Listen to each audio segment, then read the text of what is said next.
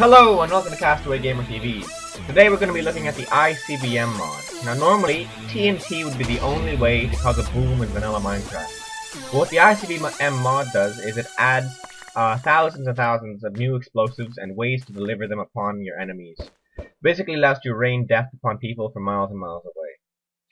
Now this new explosive is called a short fuse TNT. Now, TNT usually has a delay from when you ignite it to when it actually explodes, which is useful for you to run the fuck away.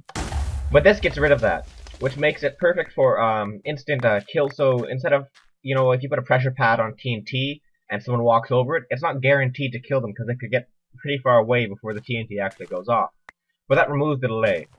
Now this is shrapnel, and what shrapnel does, it doesn't actually cause a physical dent in the landscape, but it fires thousands of arrows around it, and it kills me. And they're kind of on fire, so it's quite dangerous, but it doesn't actually hurt the landscape. Now this is incendiary, and basically what incendiary does is causes fire to spread over a large area. So I'm hiding behind this because I don't want to die again, but that doesn't really help. So it's basically like napalm. You can it just explodes and spews fire, but it doesn't actually hurt the landscape around it again. Unlike their trees and other flammables. Yeah. Now, there are no recipes in this mod, so don't look for them. There's going to be a recipe book video. Just go there, and if you want to know how to build this legit, it's all there, so just look there. So this is chemical. This is a chemical bomb. And basically, it poisons everyone around it, and you keep taking damage, and it doesn't stop like normal poison would at like 1 health. It'll kill you unless you cure yourself with an antidote or a bucket of milk. So see, look how cute you are. But it's quite devastating, especially in large areas, because you can basically poison everyone. Now you can change all these new explosives into grenades, so you can chuck them. I'm still poisoned by the. Oh yeah, we'll get into that later. But basically these new grenades just shrink down the area of effect, but allows you to chuck them anytime you want. That was a shrapnel grenade. The first one was the short fuse. This is the incendiary. So you can see that the range is significantly reduced. It doesn't have as much of a power as the actual blocks do. But it's the portability makes up for that, because you don't have to lay redstone, or you don't need to be near it to light it on fire. You can just chuck it. Plus there's a delay, so you can get away as well. Now these are launch pads. Okay, these are how you deliver payloads through the missile interface, or whatever you want to call it. Basically, you need to have the launch pad itself. Then you need to add a launch screen, which allows you to put the coordinates in. Then you have to add a support structure behind it. So what the support structure does is basically it removes the chance of you missing. So right now I'm going to select coordinates with a radar gun, which you'll see later on in other videos, and transfer them to the launch screen. And then with a redstone current, I can fire my missile. Now this is the green stuff is all first tier, and first tier is not very good because it's inaccurate, it can't go as far, and you can actually set the coordinates for it to explode in air or use frequencies. That's a shrapnel missile.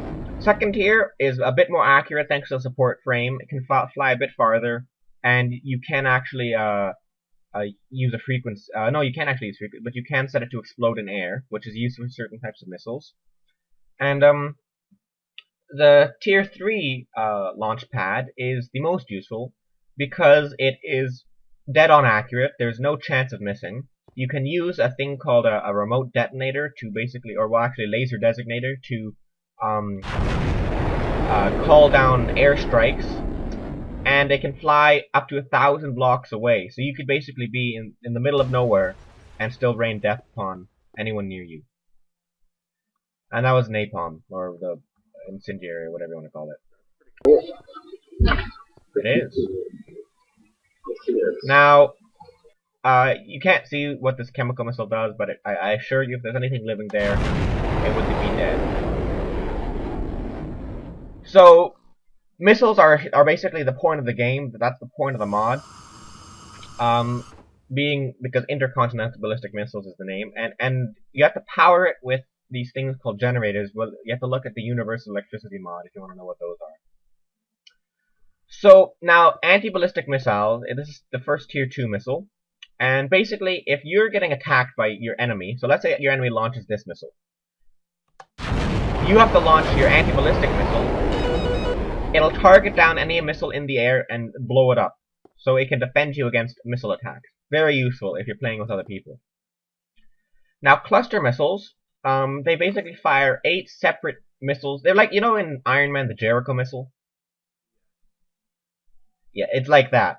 But the great thing about Tier 3 launch screens are that you can set where it explodes in air. So basically, this won't explode in contact. It'll explode 20 blocks above and spew down all those extra missiles instead of shooting them all in the ground, which is kind of useless. But it's quite deadly if used in the right range. Now, that, I think, is a cluster bomb. And what a cluster bomb does is basically spews small explosives outwards and then blow up there. They don't actually blow up in the main block, they blow up away from it. And the fragmentation missile, it does the same thing, except in missile form. Ooh, long-range explosives. Yeah, I stand by what I said. Yeah, the problem is sometimes the missile's range is greatly increased as opposed to just the block itself. So sometimes when I'm trying to get a range properly, so that it doesn't kill me, I don't do it well.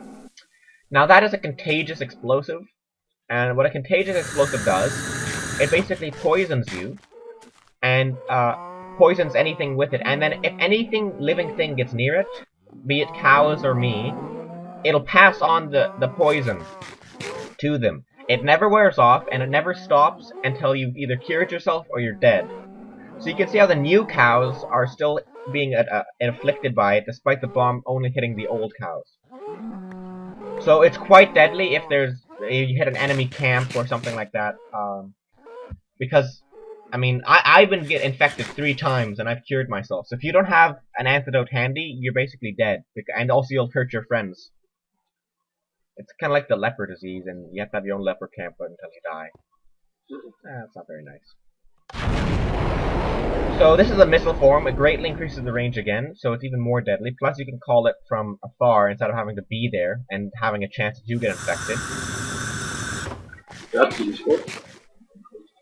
And so basically you infect the cows, and the new cows get infected as well. And, well, you know the rest. Oh, it missed. Oh, no it didn't. Never mind. Now this is a remote detonator. You'll see that in another video.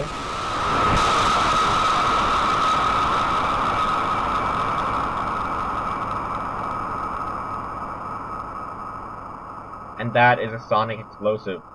And what a sonic explosive does, it tears up the ground around the bomb and then throws it everywhere near it, basically. Like, look at that. I'm making a mountain out of a molehill if I ever saw it. So yeah, that was the tier 1 and 2. Make sure to look at tier 3 and 4 because they basically had a bigger boom. Thanks for watching.